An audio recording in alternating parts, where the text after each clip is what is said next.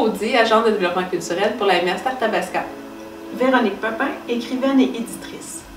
Dans l'entente de développement culturel avec la ville de Victoriaville et la MRC, on voulait un concours littéraire adressé aux jeunes. En fait, on voulait les faire écrire en français, valoriser la langue française et aussi introduire un petit peu plus de littérature au niveau de la MRC, au niveau culturel de la MRC. Donc, on a pensé à un concours littéraire et on a fait appel à Véronique Pepin pour construire un peu le projet. Oui, donc moi, j'ai eu carte blanche, ce qui a été fabuleux pour ce projet-là. On m'approchait en me disant qu'il faudrait organiser un concours, mais je vais décider de tous les paramètres. Alors, ce que j'ai suggéré assez rapidement, c'est de faire une publication comme objectif là, pour récompenser les jeunes. Donc, plutôt qu'avoir un objet matériel qui ne dure pas avec le temps, mais ce que les jeunes ont, c'est vraiment une réalisation marquante, constructive, qu'ils peuvent partager auprès d'eux. Puis ensuite qu'ils peuvent transporter avec eux là, à travers le temps pour montrer à leurs enfants, petits-enfants. Donc d'avoir été publié dans un vrai livre.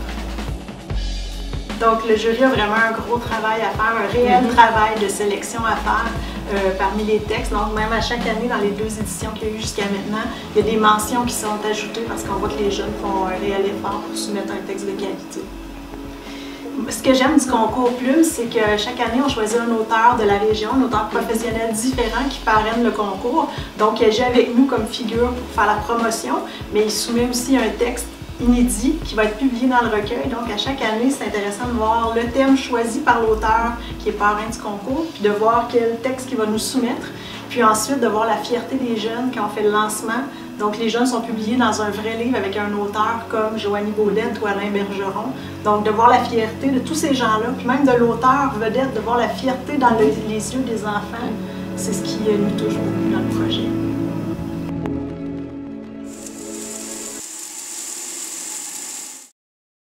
Geneviève Labbé, auteure, compositeur, interprète. Cette comédie musicale, La rivière en toi, je joue le personnage de Nami, la femme de la rivière. Je suis toute en bleu, j'ai des dreads bleus. Et puis, une des choses que Nami dit, c'est que nous formons un grand tout. C'est ce qu'elle dit aux enfants qui sont sur scène avec elle. Et puis, quand tu t'entends dire ces choses-là, tu peux le dire en tant que comédien, puis voilà, c'est fait, j'ai joué mon rôle. Donc je me dis, si chacun de ces jeunes est ressorti avec ce sentiment qu'on fait partie de quelque chose qui est encore plus grand que nous et qu'on est habité par cet amour infini, inconditionnel, j'aurai atteint mon but.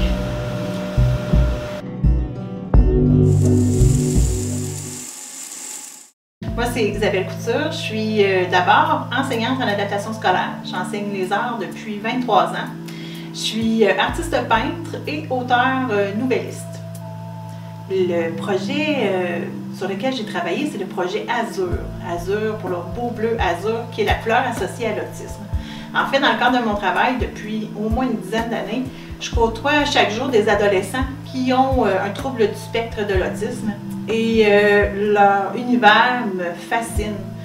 Et puis, comme artiste, parfois j'apporte de mes toiles à l'école et j'ai vu que chez certains de ces élèves-là, il y avait un intérêt pour l'art.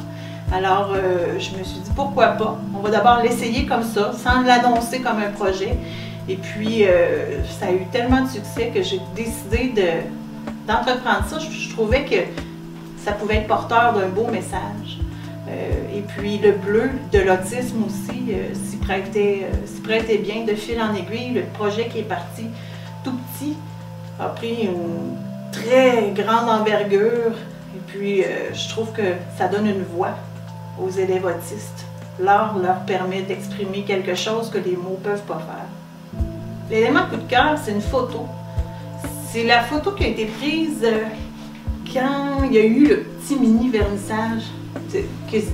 Les élèves autistes souvent ne vont pas regarder l'objectif, regardent de côté. Et là, j'ai senti qu'ils étaient tous connectés, ils étaient contents, ils étaient fiers. C'était de dire, après le vernissage, on les décrochait et on les ramenait à la maison, c'était à toi. Ça, c'était... je suis comme émue. C'était beau.